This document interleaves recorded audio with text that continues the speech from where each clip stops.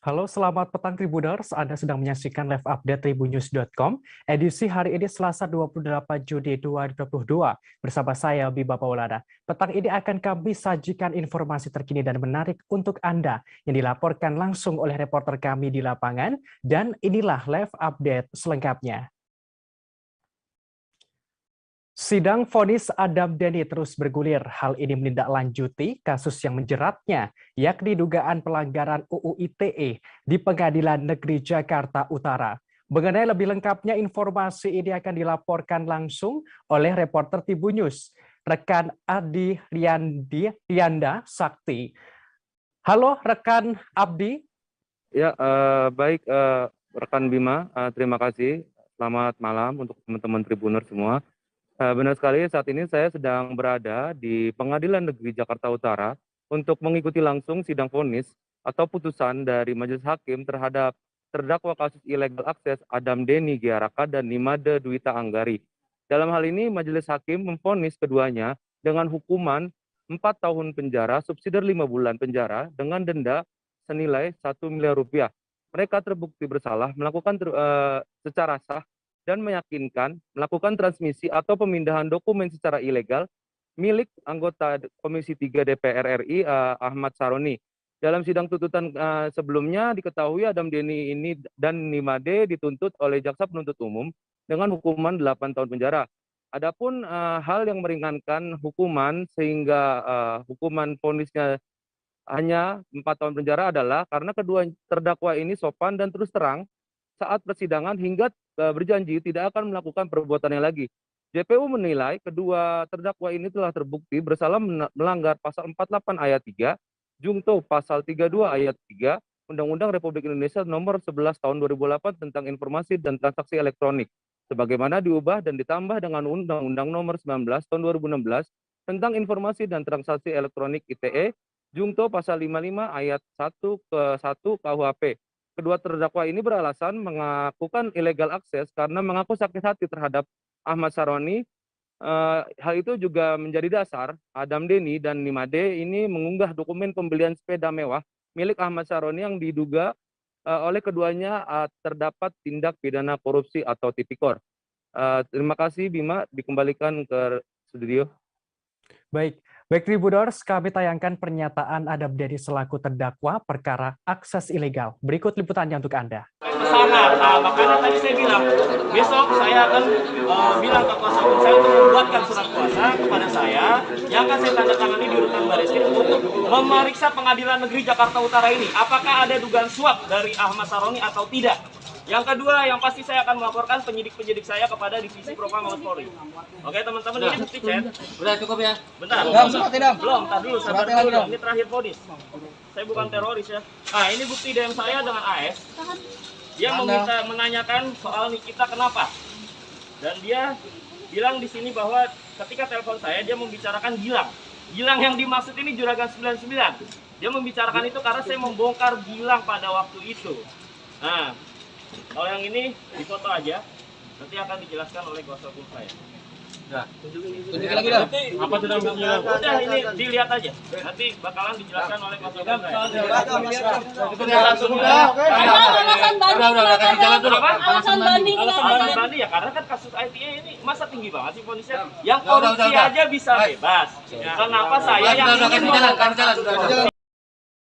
Pihak Kejaksaan Agung atau Kejagung Republik Indonesia telah menindaklanjuti dugaan kasus korupsi penyalahgunaan impor garam industri di Kementerian Perdagangan atau Kemendak Republik Indonesia pada periode 2018.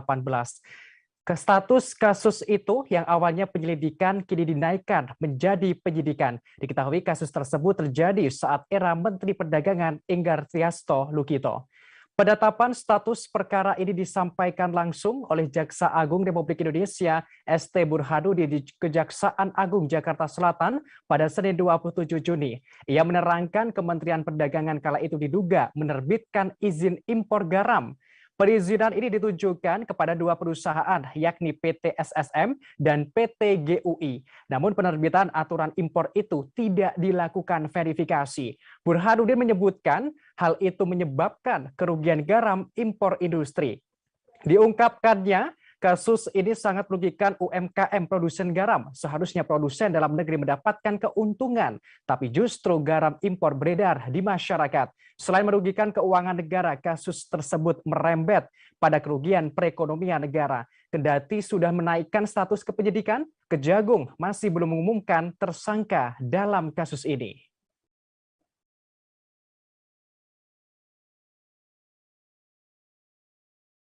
Kejaksaan juga melakukan penyelidikan perkara pidana korupsi dugaan penyalahgunaan impor garam industri di Kementerian Perdagangan tahun 2018.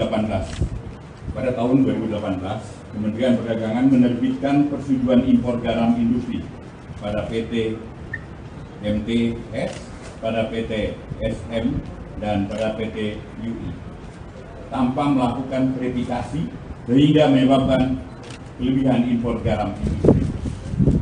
Dan yang lebih menyedihkan lagi, garam ini yang tadinya khusus diperuntukkan untuk industri, dia ditetak dan menggunakan SNI, artinya lagi yang seharusnya UMKM yang mendapat rezeki di situ dari garam industri dalam negeri. Mereka garam ekspor dijadikan sebagai industri Indonesia, yang akhirnya yang dirugikan adalah para UMKM. Kami sesuai dengan undang-undang bukan hanya atas kerugian negara, tapi perekonomian negara. Penanganan dugaan kasus korupsi yang melibatkan bendahara PBNU Mardani Hamaming kini terus bergulir. Terkini Komisi Pemberantasan Korupsi atau KPK menggeledah apartemen milik Mardani Hamaming pada Selasa 28 Juni 2022. Penggeledahan yang dilakukan KPK ini berada di penthouse apartemen Kempinski, Jakarta Pusat.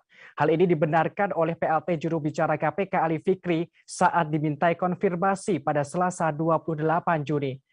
Penggeledahan tersebut diduga berhubungan dengan kasus dugaan suap izin usaha pertambangan atau IUP di Kabupaten Tanah Bumbu, Kalimantan Selatan.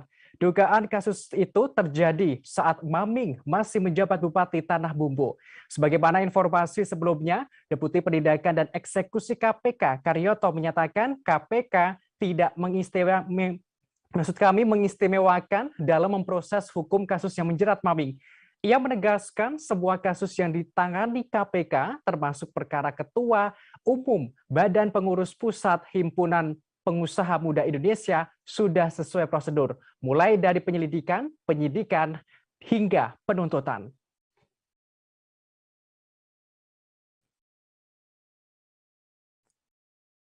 Pertamina segera memberlakukan aturan baru terkait tata cara pembelian BBM Pertalite dan solar per 1 Juli 2022 mendatang. Aturan itu memuat pembelian Pertalite dan solar dengan menggunakan aplikasi My Pertamina.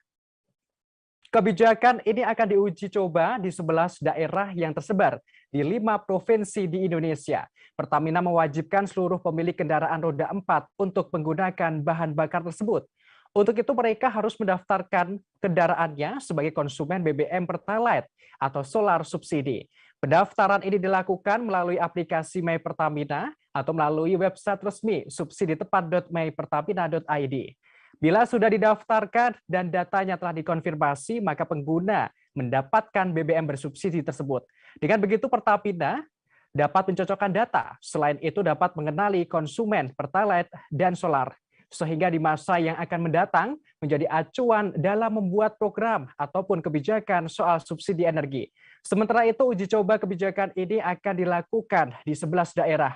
Untuk di Sumatera, antara lain Kota Bukit Tinggi, Kabupaten Agam, Kota Padang Panjang, Kabupaten Tanah Datar, Untuk daerah Pulau Jawa, yakni Kota Bandung, Kota Tasikmalaya, Kabupaten Ciamis, Kota Sukabumi, dan Kota Yogyakarta. Untuk daerah Kalimantan hanya Kota Banjarmasin. Terakhir di Sulawesi hanya Kota Manado.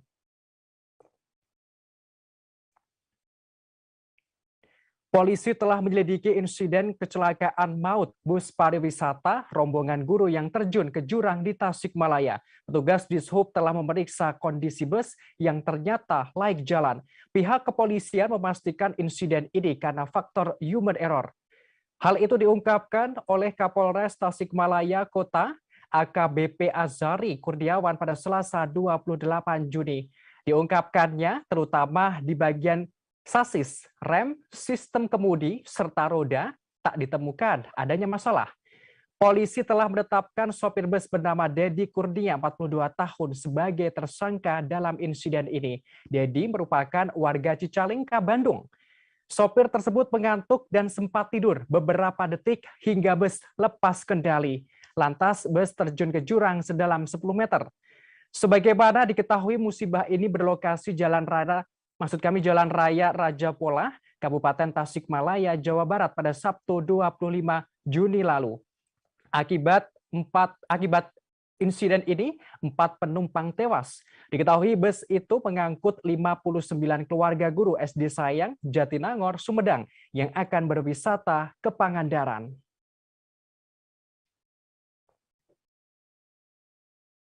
Kasus yang menjerat Hollywings di Jakarta kini menjadi sorotan publik.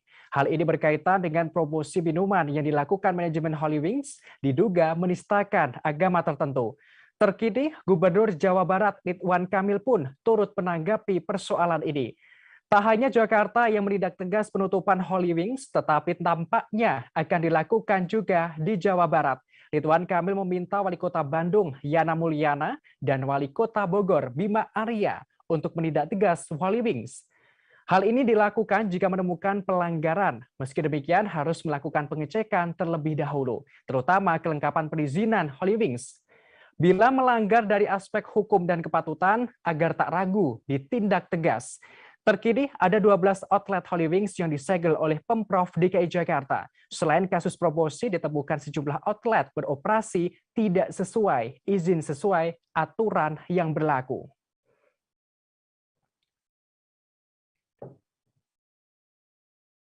Pihak kepolisian terus menindak kasus unggahan meme stupa Candi Borobudur yang diedit mirip wajah Presiden Joko Widodo. Terkini polisi telah menaikkan status kasus ini menjadi penyidikan. Hal itu diungkapkan oleh Kepala Divisi Humas Polri Irjen Dedi Prasetyo di Mabes Polri Jakarta pada Selasa 28 Juni.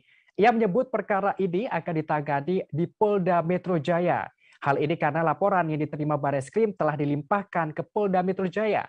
Dalam kasus ini, Bareskrim sudah memeriksa sejumlah saksi ahli. Sebagaimana diketahui, unggahan itu sempat viral di media sosial dan diunggah ulang oleh mantan Menteri Pemuda dan Olahraga, Roy Suryo, dalam akun Twitter pribadinya. Roy Suryo sebelumnya dilaporkan oleh Ketua DPP Dharmapala Nusantara, Kevin Wu. Hal ini karena unggahan itu dinilai telah melecehkan simbol agama Buddha. Panitia Kerja atau Panja Rancangan Undang-Undang atau RUU tentang Daerah Otonomi Baru atau DOB Papua dan pemerintah telah membuat kesepakatan soal pembentukan provinsi baru di Papua, yakni Papua Tengah, Papua Selatan, dan Papua Pegunungan. Keduanya kini pun sudah menetapkan ibu kota dari 3 wilayah DOB tersebut. Hal ini disampaikan oleh Ketua Panja RUU DOB Papua, Junimart Girsag. Ia menjelaskan Nabire menjadi ibu kota provinsi Papua Tengah, kemudian Merauke menjadi ibu kota provinsi Papua Selatan. Untuk ibu kota provinsi Papua Pegunungan yakni Jayawijaya. Sebelum menetapkan ibu kota Nabire untuk Papua Tengah sempat terjadi perdebatan. Hal ini tampak adanya perbedaan pandangan dari pendapat bupati di 8 kabupaten di Papua Tengah. 6 diantaranya memilih Nabire untuk menjadi ibu kota, namun 2 kabupaten memilih Mimika. Namun akhirnya diputuskan Nabire sebagai ibu kota dengan pertimbangan yang banyak. Ketua Komisi 2 DPR Ahmad Doli Kurnia menerangkan pertimbangan itu berupa upaya pemerataan pembangunan. Sebanyak 29 hewan ternak di Kota Tangerang harus dipaksa dipotong. Hal ini karena hewan ternak itu terpapar penyakit mulut dan kuku atau PMK per Senin 27 Juni. Diketahui 825 ternak di Kota Tangerang terjangkit PMK per periode yang sama. Kabid Pertanian DKP Kota Tangerang, Ibnu Arifianto, memberikan penjelasan pemotongan paksa tersebut sebagai proses yang dilakukan sebelum waktunya dipotong. Ibnu menerangkan kondisi 29 ternak itu kebanyakan sudah tidak mau makan. Di samping itu 29 hewan ternak sedang dalam proses pengobatan, namun tak kunjung sembuh dari PMK. Untuk itu Dinas Ketahanan Pangan atau DKP memotong paksa 29 hewan ternak tersebut. Menurutnya daging ternak yang dipotong itu, yang dipaksa tadi, masih aman dikonsumsi warga. Presiden Joko Widodo mengunjungi Elmau, Jerman untuk menghadiri KTT G7 pada Senin 27 Juni tanpa keakraban Presiden Jokowi dengan pemimpin negara lainnya saat sesi foto bersama. Kedatangan Presiden Presiden Jokowi tiba di lokasi KTT G7 di Jerman disambut oleh Kanselir Jerman Olaf Scholz. Dalam sesi penyambutan, Presiden hadir bersama pemimpin dari negara mitra G7 lainnya, di antaranya Presiden Argentina Alberto Fernandez, Perdana Menteri India Narendra Modi, Presiden Senegal Macky Sall, dan Presiden Afrika Selatan Cyril Ramaphosa. Dalam sesi foto bersama, tampak kepala negara akrab dan saling beramah tamah dengan para pemimpin negara lainnya. Saat pemotretan, kepala pemerintahan berdiri di antara Perdana Menteri Jerman dan Presiden Amerika Serikat Joe Biden. Sementara itu, Presiden juga dijadwalkan melakukan pertemuan bilateral dengan sejumlah pemimpin negara yang hadir. Dalam pertemuan ini, Presiden Jokowi didampingi Menteri Luar Negeri Retno Marsudi. Sebagaimana diketahui, KTT G7 ke-48 merupakan pertemuan tahunan negara G7 yang beranggotakan Amerika Serikat, Inggris, Italia, Jepang, Jerman, Kanada, dan Prancis. Indonesia hadir sebagai negara mitra G7 sekaligus presidensi G20.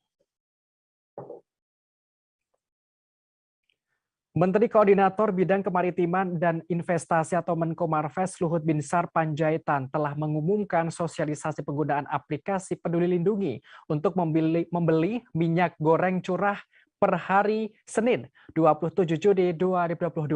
Namun bila masyarakat tak memiliki aplikasi tersebut dapat menggunakan nomor induk kependudukan atau NIK. Kebijakan ini diberlakukan agar meningkatkan pengawasan dalam pembelian minyak goreng curah sehingga dapat mencegah potensi penyelewengan minyak goreng curah. Sosialisasi ini dilakukan selama 2 pekan ke depan.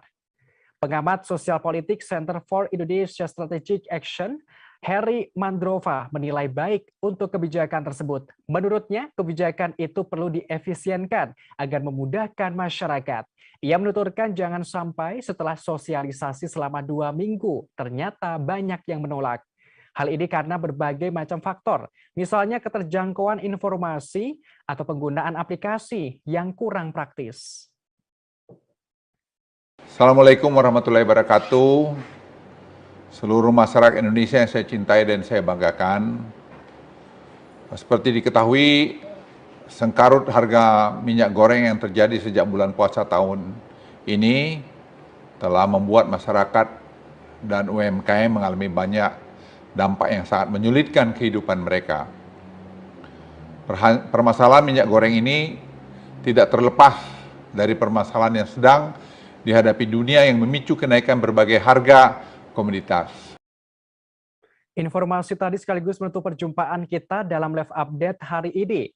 Jangan lupa saksikan terus live update di seluruh kanal YouTube dan Facebook Tribun Network. Masih di tengah pandemi, kami terus mengingatkan untuk selalu menerapkan pola hidup bersih dan sehat dimanapun Anda berada. Saya Bima Maulana beserta kru yang bertugas pamit undur diri. Terima kasih dan sampai jumpa.